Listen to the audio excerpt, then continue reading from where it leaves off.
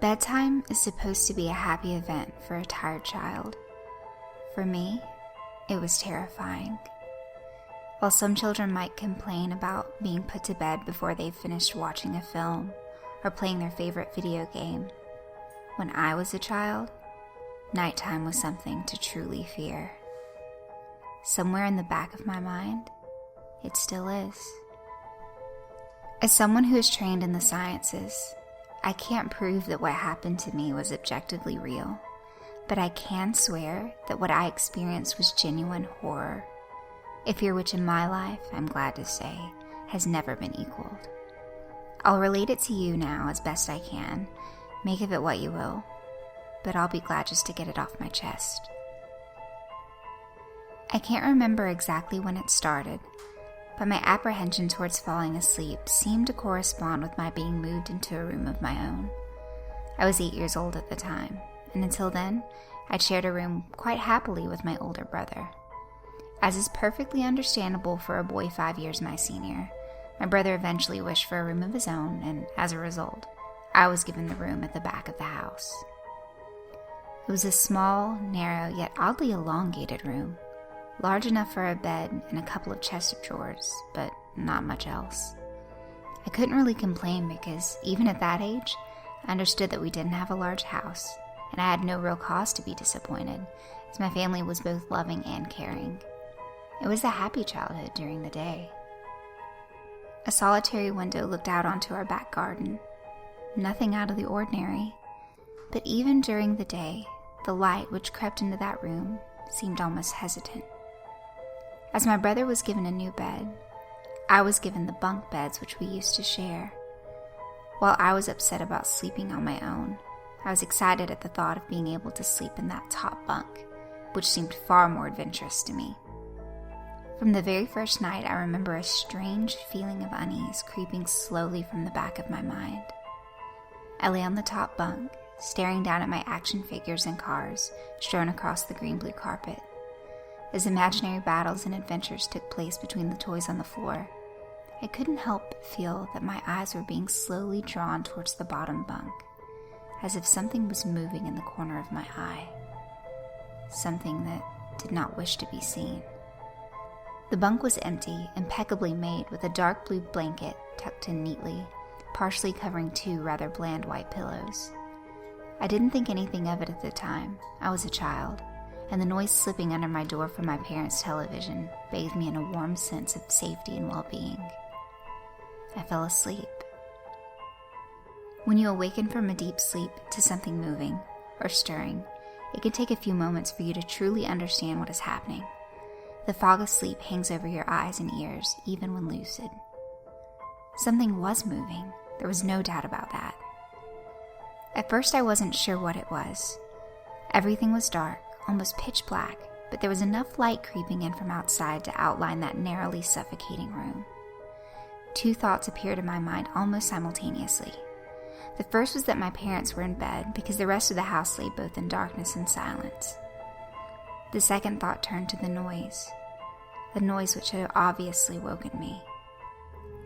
As the last cobwebs of sleep withered from my mind, the noise took on a more familiar form. Sometimes the simplest of sounds can be the most unnerving. A cold wind whistling through a tree outside, a neighbor's footsteps uncomfortably close, or in this case, the simple sound of bedsheets rustling in the dark. That was it.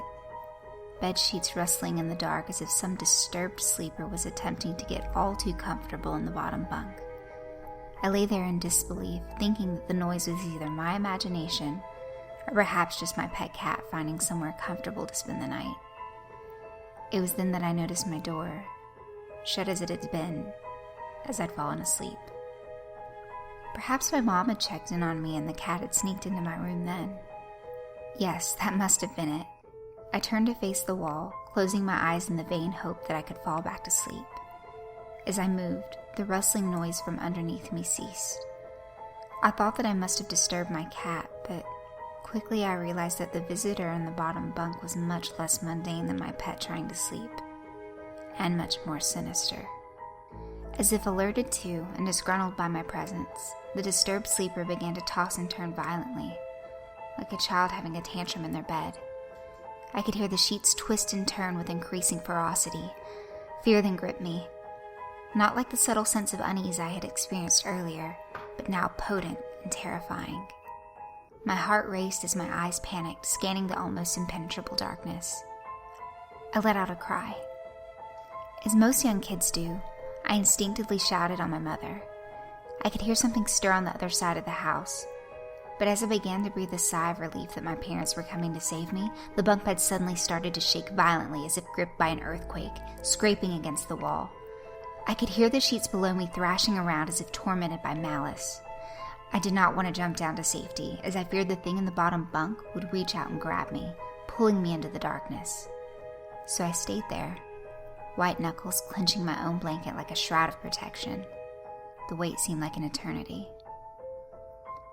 The door finally and thankfully burst open, and I lay bathed in light while the bottom bunk, the resting place of my unwanted visitor, lay empty and peaceful. I cried and my mother consoled me. Tears of fear, followed by relief, streamed down my face. Yet, through all the horror and relief, I did not tell her why I was so upset. I can't explain it, but it was as though whatever had been in that bunk would return if I even so much spoke of it, or uttered a single syllable of its existence. Whether that was the truth, I don't know, but as a child I felt as if that unseen menace remained close, listening. My mother lay in the empty bunk, promising to stay there until morning. Eventually my anxiety diminished. Tiredness pushed me back towards sleep, but I remained restless, waking several times momentarily to the sound of rustling bed sheets. I remember the next day wanting to go anywhere, be anywhere, but in that narrow, suffocating room. It was a Saturday and I played outside, quite happily with my friends. Although our house was not large, we were lucky to have a good, long, sloping garden in the back. We played there often, as much as if it was overgrown and we could hide in the bushes, climb in the huge sycamore tree which towered above all else, and easily imagine ourselves in the throes of a grand adventure in some untamed, exotic land. As fun as it all was, occasionally my eye would turn to that small window. Ordinary, slight, and innocuous. But for me, that thin boundary was a looking glass into a strange, cold pocket of dread. Outside, the lush green surroundings of our garden, filled with the smiling faces of my friends, could not extinguish the creeping feeling clawing its way up my spine, each hair standing on end. The feeling of something in that room, watching me play, waiting for the night when I would be alone, eagerly filled with hate. It may sound strange to you, but by the time my parents ushered me back into that room for the night, I said nothing. I didn't protest. I didn't even make an excuse as to why I couldn't sleep there. I simply and sullenly walked into that room, climbed the few steps onto the top bunk, and waited. As an adult, I would be telling everyone about my experience, but even at that age, I felt almost silly to be talking about something with which I had no evidence for. I would be lying, however, if I said that was my primary reason. I still felt that this thing would be enraged if I so much as spoke of it. It's funny how certain words can remain hidden from your mind, no matter how blatant or obvious they are. One word came to me that second night, lying there in the darkness alone, frightened, aware of a rotten change in the atmosphere, a thickening of the air, as if something had displaced it. As I heard the first casual twist of the bedsheets below, the first anxious increase in my heartbeat at the realization that something was once again in the bottom bunk. That word, a word which had been sent into exile, filtered up through my consciousness, breaking free of all repression, gasping for air, screaming, etching, and carving itself into my mind. Ghost. As this thought came to me, I noticed that my unwelcome visitor had ceased moving. The bedsheets lay calm and dormant, but they had been replaced by something far more hideous. A slow, rhythmic, rasping breath heaved and escaped from the thing below. I could imagine its chest rising and falling with each sordid wheezing and garbled breath. I shuddered and hoped beyond all hope that it would leave without occurrence. The house lay, as it had the previous night, in a thick blanket of darkness. Silence prevailed, all but for the perverted breath of my as yet unseen bunkmate. I lay there terrified. I just wanted this thing to go, to leave me alone. What did it want? Then something unmistakably chilling transpired. It moved. It moved in a way different from before. When it threw itself around in the bottom bunk, it seemed unrestrained, without purpose, almost animalistic. This movement, however, was driven by awareness, with purpose, with a goal in mind. For that thing lying there in the darkness, that thing which seemed intent on terrorizing a young kid, calmly and nonchalantly sat up. Its labored breathing had become louder, as now only a mattress and a few flimsy wooden slats separated my body from the unearthly breath below. I lay there, my eyes filled with tears. A fear which mere words cannot relate to you or anyone else coursed through my veins. I would not have believed that this fear could have been heightened, but I was so wrong. I imagined what this thing would look like, sitting there listening from below my mattress, hoping to catch the slightest hint that I was awake. Imagination then turned into an unnerving reality. It began to touch the wooden slats which my mattress sat on. It seemed to caress them carefully, running what I imagined to be fingers and hands across the surface of the wood. Then, with great force, it prodded angrily between two slats into the mattress. Even through the padding, it felt as though someone had viciously stuck their fingers into my side. I let out an almighty cry, and the wheezing, shaking, and moving thing in the bunk below replied in kind by violently vibrating the bunk as it had done the night before. Small flakes of paint powdered onto my blanket from the wall as the frame of the bed scraped along it, backwards and forwards. Once again, I was bathed in light, and there stood my mother, loving, caring as she always was, with a comforting hug and calming words which eventually subdued my hysteria. Of course, she asked what was wrong, but I couldn't say. I dared not say. I simply said one word over and over and over again. Nightmare. This pattern of events continued for weeks, if not months. Night after night, I would awaken to the sound of rustling sheets. Each time I would scream so as to not provide this abomination with time to prod and feel for me. With each cry, the bed would shake violently, stopping with the arrival of my mother, who had spent the rest of the night in the bottom bunk, seemingly unaware of the sinister force torturing her kid nightly. Along the way, I managed to feign illness a few times and come up with other less than truthful reasons for sleeping in my parents' bed. But more often than not, I would be alone for the first few hours of each night in that place, the room where the light from outside did not sit right, alone with that thing. With time, you can become so desensitized to almost anything, no matter how horrific. I'd come to realize that, for whatever reason, this thing could not harm me when my mother was present. I'm sure the same would have been said for my father, but as loving as he was, waking him from sleep was almost impossible. After a few months, I'd grown accustomed to my nightly visitor. Do not mistake this for some unearthly friendship. I detested the thing. I still feared it greatly, as I could almost sense its desires and its personality, if you could call it that. One filled with a perverted and twisted hatred longing for me, of perhaps all things. My greatest fears were realized in the winter. The days grew short, and the longer nights merely provided this wretch with more opportunities. It was a difficult time for my family. My grandmother, a wonderfully kind and gentle woman, had deteriorated greatly since the death of my grandfather. My mother was trying her best to keep her in the community as long as possible. However, dementia is a cruel and degenerative illness, robbing a person of their memories one day at a time.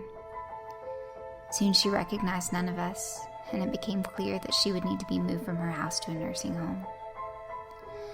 Before she could be moved, my grandmother had a particularly difficult few nights, and my mother decided that she would stay with her.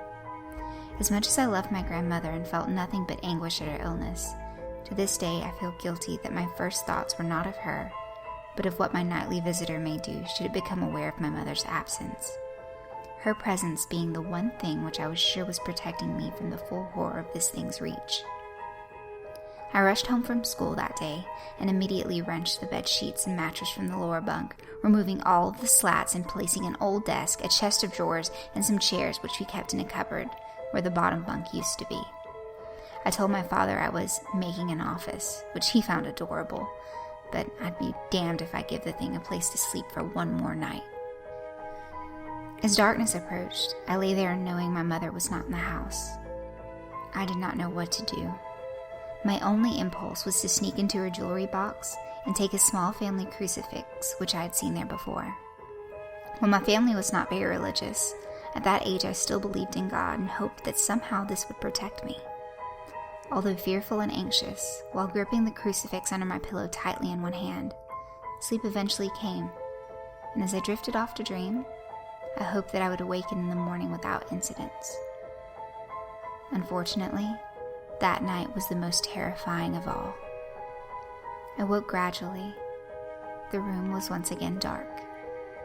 As my eyes adjusted, I could gradually make out the window and the door, and the walls, some toys on a shelf, and even to this day I shudder to think of it, for there was no noise, no rustling of sheets, no movement at all. The room felt lifeless yet not empty. The nightly visitor, that unwelcome, wheezing, hate-filled thing which had terrorized me night after night, was not in the bottom bunk. It was in my bed. I opened my mouth to scream, but nothing came out. Utter terror had shaken the very sound from my voice. I lay motionless. If I could not scream, I did not want to let it know I was awake. I had not seen it.